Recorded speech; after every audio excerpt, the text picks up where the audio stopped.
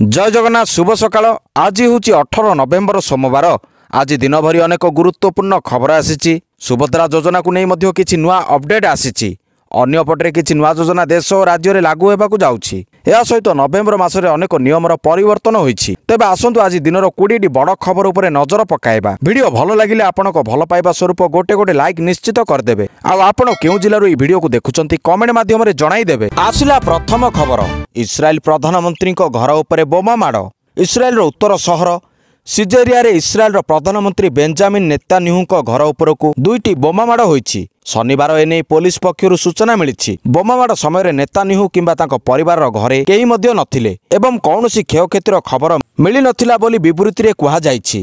आसिला परवर्ती खबर, नागपुर रे पहुंची हठात निजर 4टी सभा बातिल करी फेरीगले शाह। महाराष्ट्र विधानसभा निर्वाचन पई 4टी साधारण सभा को केंद्र गृहमंत्री अमित शाह बातिल करिसंती। समस्त सभा को बातिल करी नागपुर फेरी आसिछंती। मिलिथिबा सूचना मुताबक गडचिरोली एवं नागपुर जिलार कोटला एवं साभेनेरे तांकर 4टी जनसभा थिला, किंतु ए सबकु से बातिल करि देइछंती। साधारण सभा बातिल हेबार कौनसी कारण जणा पड़ी नाही। आसिला परवर्ती खबर, नाइजेरिया रो ए विमान बंदर रे सुबिला भारत माता की जयर ध्वनि। प्रधानमंत्री नरेंद्र मोदी 3 देश गस्तरे प्रथम पर्याय रे रविवार सकाळे नाइजेरिया रे पहुंचिचंती। अबुजा विमान बंदर रे नाइजेरिया राष्ट्रपति बोला अहमद टिनुप तांको स्वागत करिथिले। सेठारे से केंद्रीय राजधानी अंचलर मंत्री तांकु प्रतीकात्मक भावरे अबुजा की डू दी सिटी प्रदान करथिले। आसिला परवर्ती खबर, शिशु को बाबा करी पूजारू उत्तेजना। आश्रम रे पसिले किछि लोक अश्राव्य भाषा रे करूछंती गाली गुलज। छोट शिशु को कल्की अवतार कही बाबा करी पूजा करिबा प्रसंग नै आसिला बड़ खबर।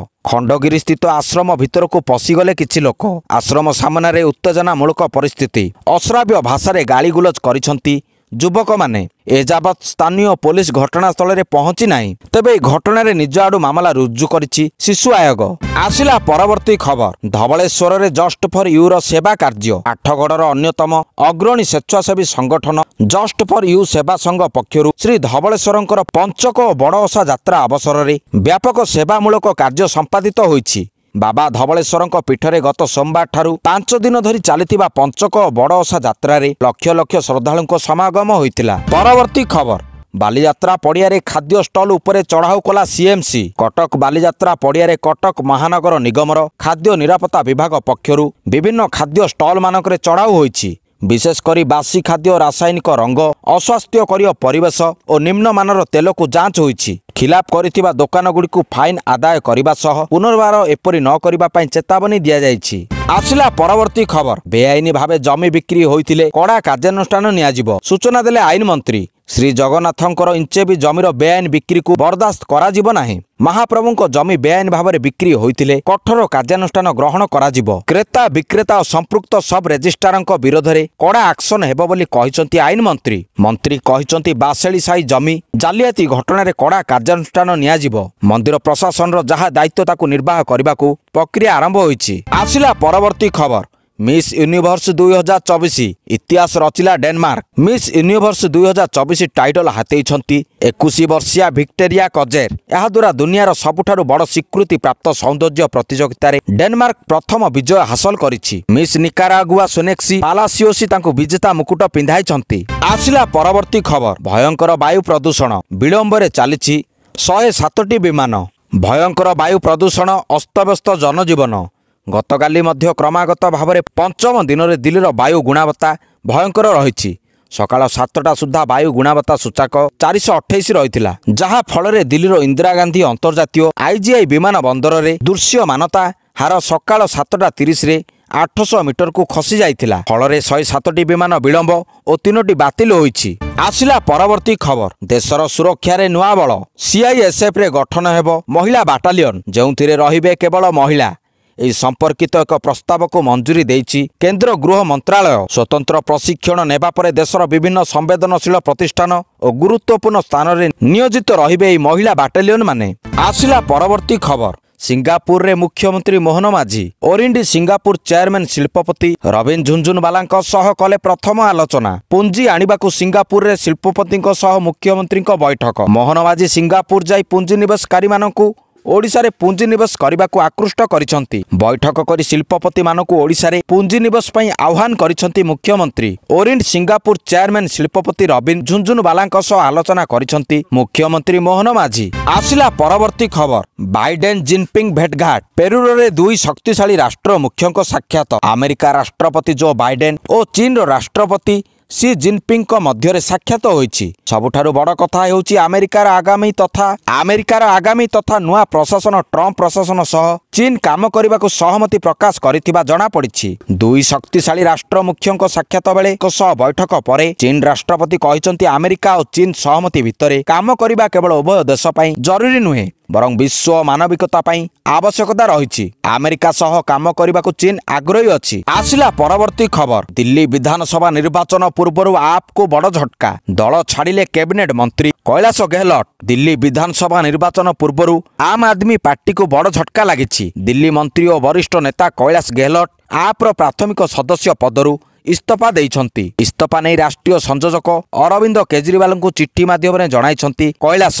दल देइथिबा प्रतिश्रुति पूरण न करिबा कारण दर्शाई इस्तीफा देइथिबा चिट्ठी रे उल्लेख करिछंती कैलाश। आसिला परवर्ती खबर, मणिपुर पई एक्शन मोड रे सरकार। रैली को अधारू छाड़ी दिल्ली फेरी आसिले अमित शाह। नागपुर विदर्भ में गतकाली केंद्र गृहमंत्री अमित शाह 4टी निर्वाचनी रैली कार्यक्रम स्थिर होइतिला। हेले हठात सब निर्वाचनी रैली छाड़ी दिल्ली फेरी आसिछंती अमित शाह। मणिपुर हिंसा जोगु तांकर एई गस्त बातिल होइतिबा सूचना रहिछि। आसिला परवर्ती खबर, ट्रैफिक कनेस्टेबल परीक्षा प्रश्नपत्र लीक। पुणी प्रश्नपत्र लीक अभियोग। ट्रैफिक कनेस्टेबल परीक्षार प्रश्नपत्र लीक अभियोग होइछि। अभियोग आनिछंती खोद परीक्षार्थी।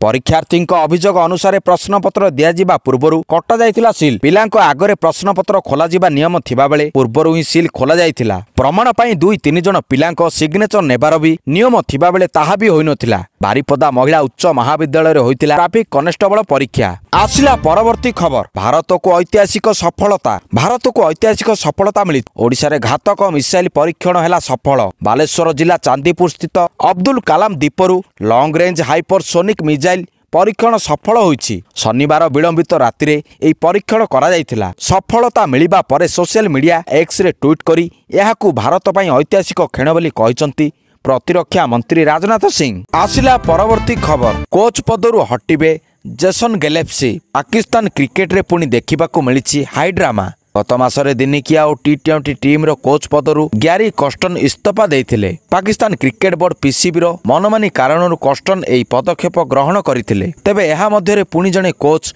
पद छाड़ा जाउथिबा ने एक रिपोर्ट प्रकाश पाइछि। आसिला परवर्ती खबर, गंधमार्दन को नहीं पुणी आंदोलन। गंधमार्दन को नहीं पुणी दाना बांधुची आंदोलन। बलांगीर जिलार प्रसिद्ध पर्यटन स्थली तथा प्राकृतिक संपद जैव विविधतार भरपूर गंधमार्दन पर्वत अंचल रे आदानी कंपानी जमी किणिबा नै पुणी आंदोलन मुंड टेकुछि। गंधमार्दन पाददेश भरुआ मुंडा अंचल रे आदानी कंपानी 18 एकर 39 डेसिमिल जमी किणिबा परे विभिन्न महल रे उठिछि प्रतिवादर स्वर। परवर्ती खबर, द साबरमती रिपोर्ट। चलचित्र को प्रशंसा कले प्रधानमंत्री। शुक्रवार मुक्तिलाभ करिथिबा चलचित्र द साबरमती रिपोर्ट को प्रशंसा करिसंती प्रधानमंत्री नरेंद्र मोदी। सत्य सामना को आसुची जहाकू जनसाधारण देखिबाकू सक्षम हेबे बोली प्रधानमंत्री कहिसंती। अभिनेता विक्रांत मासेंक अभिनीत एई चलचित्रटी 2002 गोध्रा ट्रेन ट्राजेडी घटना उपरे एई चलचित्र संपर्क रे प्रधानमंत्री सामाजिक गणमाध्यम एक्स रे होइतिबा एक पोस्ट उपरे प्रतिक्रिया रखी मोदी कहिसंती यह अत्यंत भल जे सत्य सामना को आसुची एवं जनसाधारण मध्य एहाकू देखि पारिबे।